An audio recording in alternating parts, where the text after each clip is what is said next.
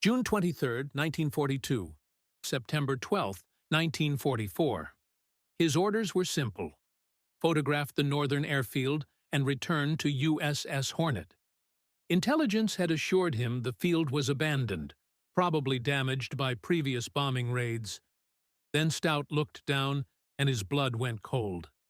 The airfield below was packed with Japanese aircraft. Mitsubishi Zeros, Nakajima bombers, dozens of them lined up wingtip to wingtip. Fuel drums stacked in neat rows. Ground crews swarming around each plane.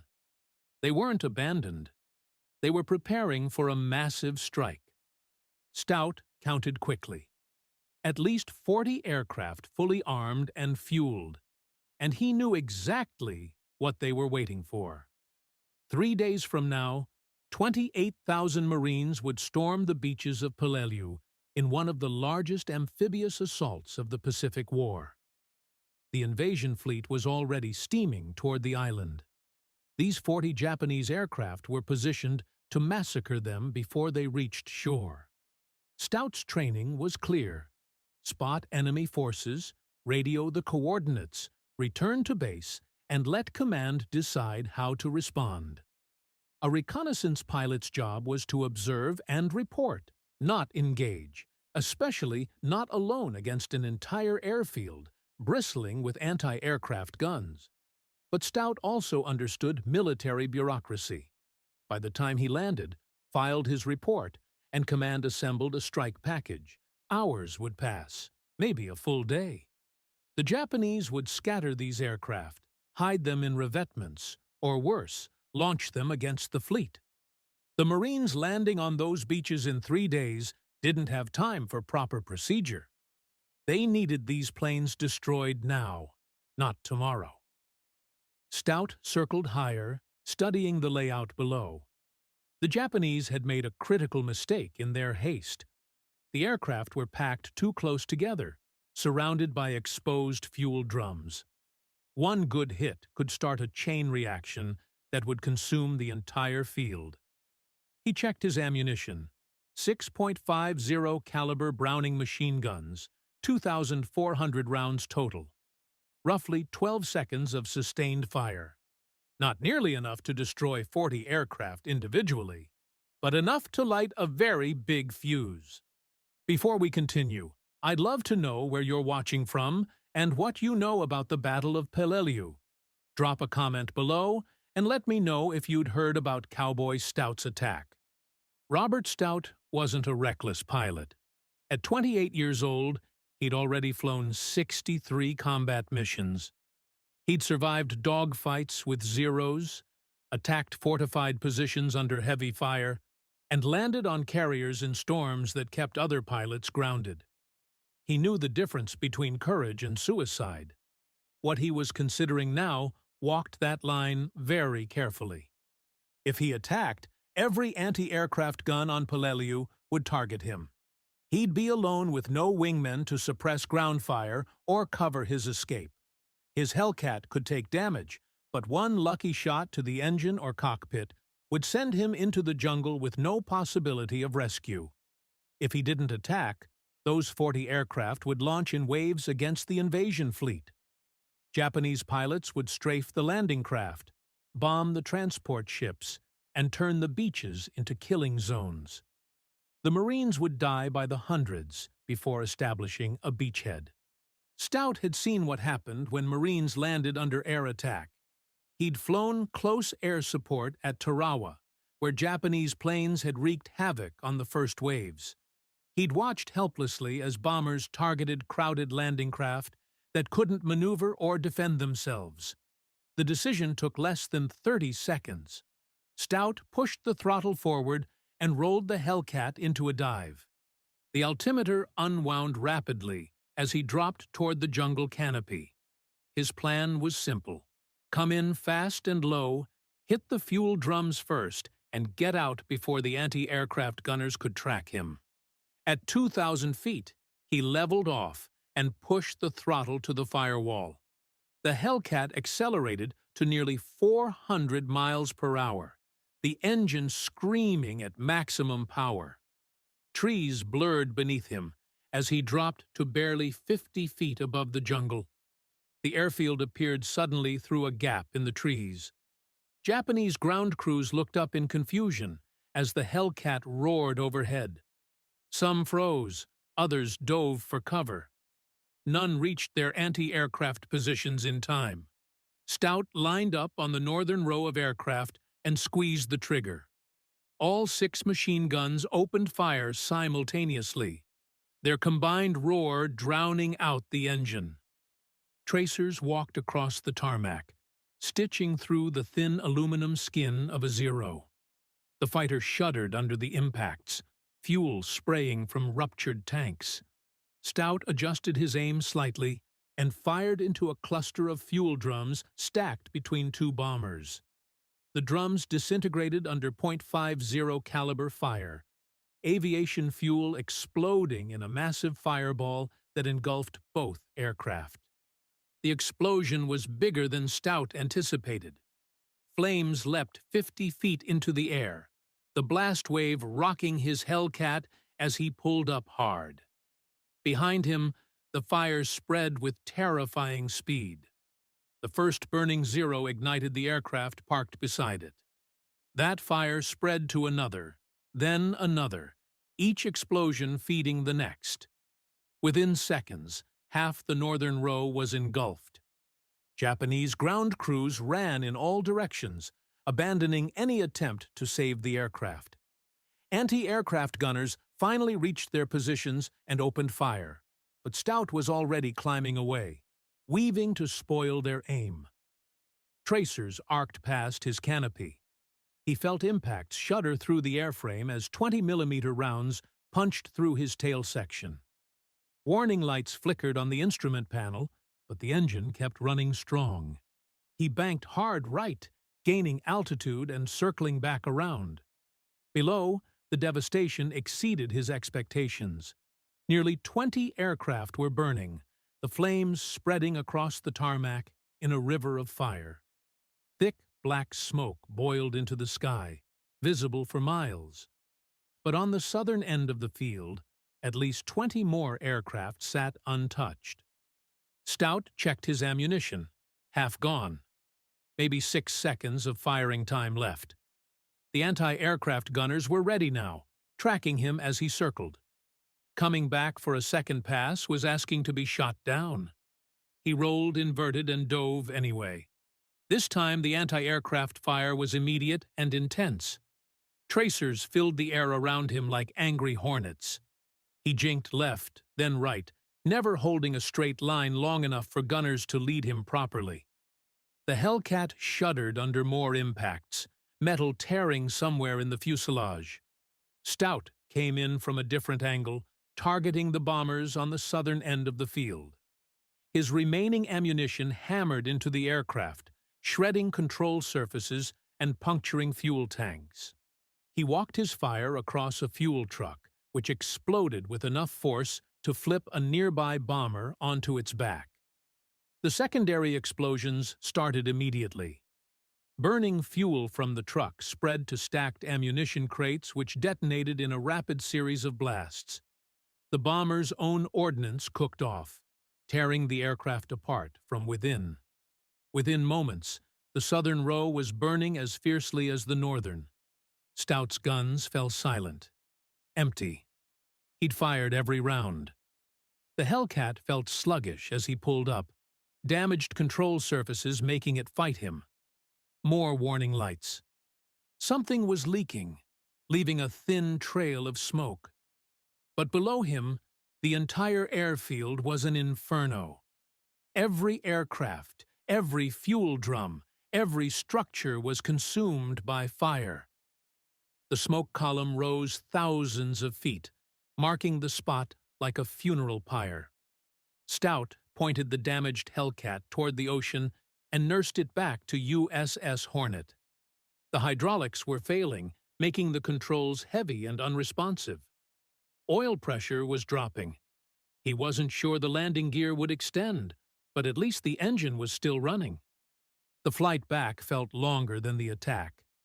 Adrenaline faded, replaced by the realization of what he'd just done. He'd directly disobeyed orders. Instead of taking photographs and returning like he was told, he'd single-handedly attacked an entire airfield. Court-martial was a real possibility. So was getting chewed out by every officer between him and the admiral. But the alternative, watching those 40 aircraft massacre the Marines, would have been worse than any punishment the Navy could hand down. The Hornet appeared on the horizon. Stout radioed the tower and reported his situation. Aircraft damaged, uncertain about landing gear, requesting priority landing. The carrier turned into the wind and cleared the deck. His landing gear extended, but only partially. One wheel wouldn't lock. He came in hot and caught the second wire, the damaged Hellcat slamming onto the deck hard enough to buckle metal. Deck crews swarmed the aircraft immediately, shocked at the damage. The tail section was shredded. The fuselage had over a dozen holes. The paint was scorched black from flying through explosions. Stout climbed down from the cockpit and found himself facing a crowd of officers.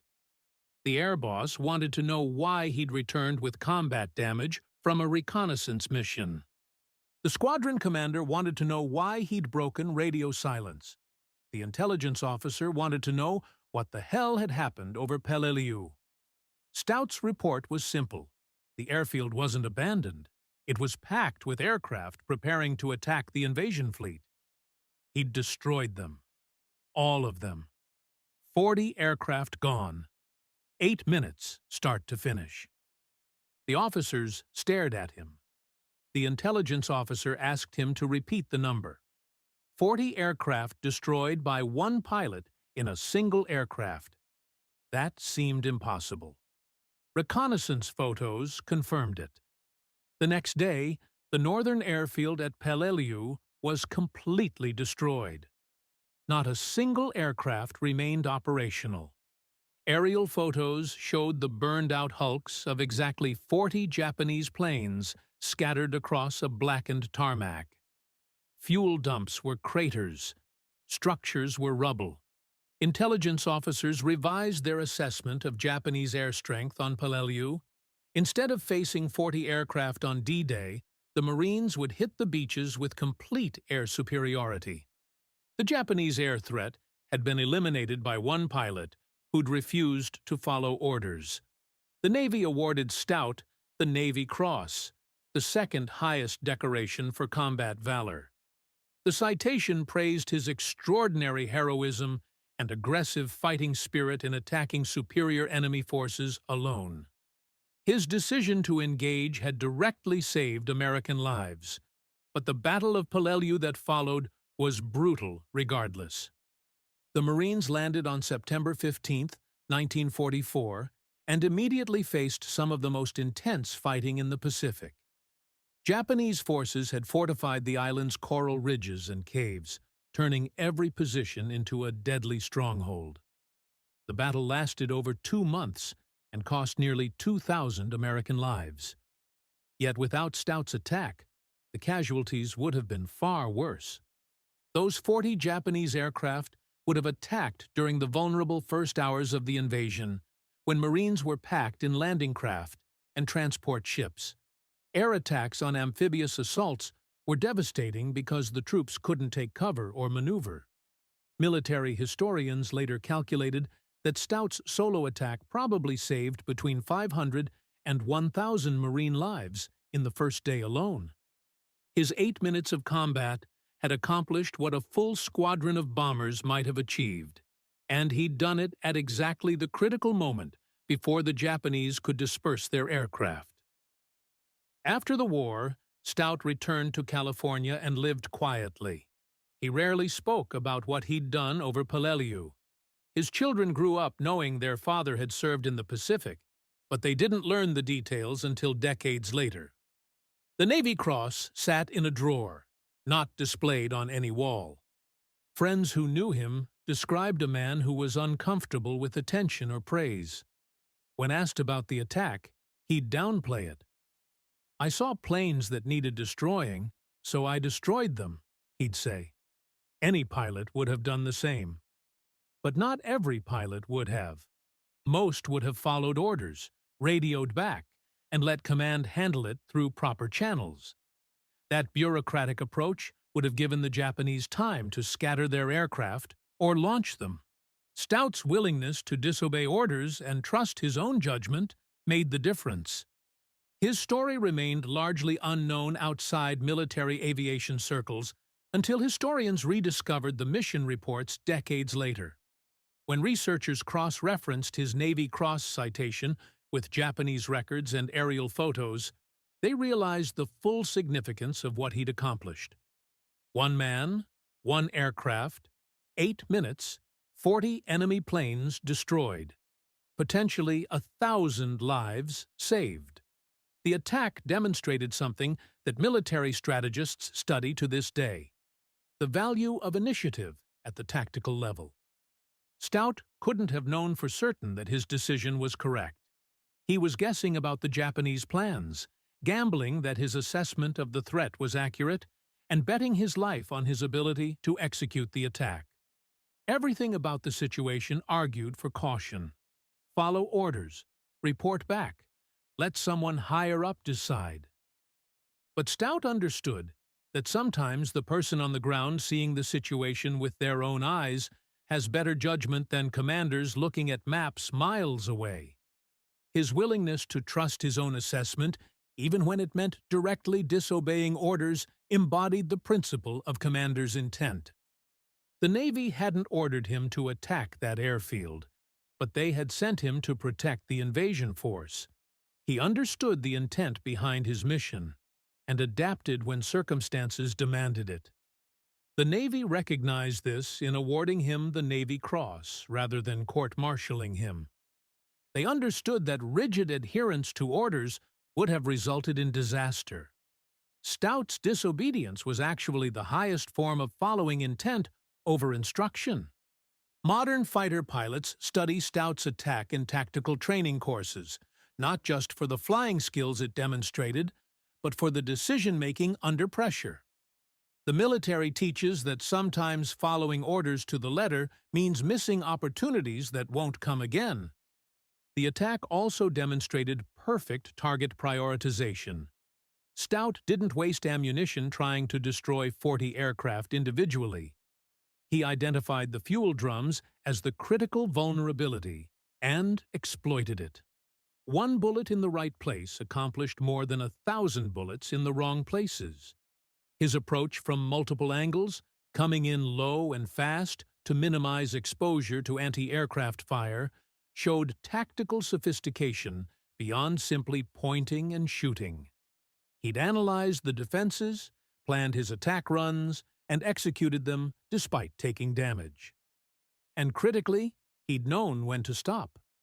After expending his ammunition, he didn't loiter trying to assess damage or looking for additional targets. He got out. The mission was accomplished. Staying longer would have been pointless risk. All of these decisions happened in seconds under fire, with no time for careful deliberation. Robert Cowboy Stout died in 2005 at the age of 89. His family finally shared his story publicly, and military historians rushed to preserve the details before they were lost. The mission reports, reconnaissance photos, and Navy Cross citation all confirmed what seemed almost too dramatic to believe. In the final analysis, Stout's attack over Peleliu stands as one of the most successful solo strikes in naval aviation history.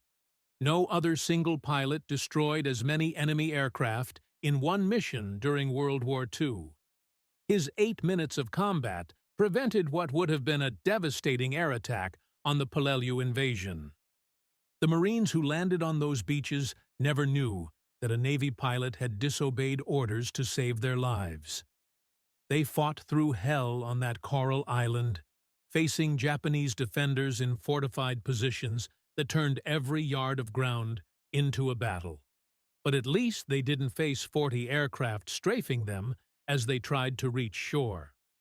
Sometimes the most heroic thing a soldier can do is refuse to follow orders, not out of cowardice or rebellion, but because the situation demands action that rigid adherence to procedure would prevent. Stout understood this instinctively. When confronted with a choice between doing what he was told and doing what needed to be done, he chose the mission over the orders. His legacy lives in every tactical training course that teaches initiative over obedience, adaptation over rigidity, and trust in the judgment of people on the ground.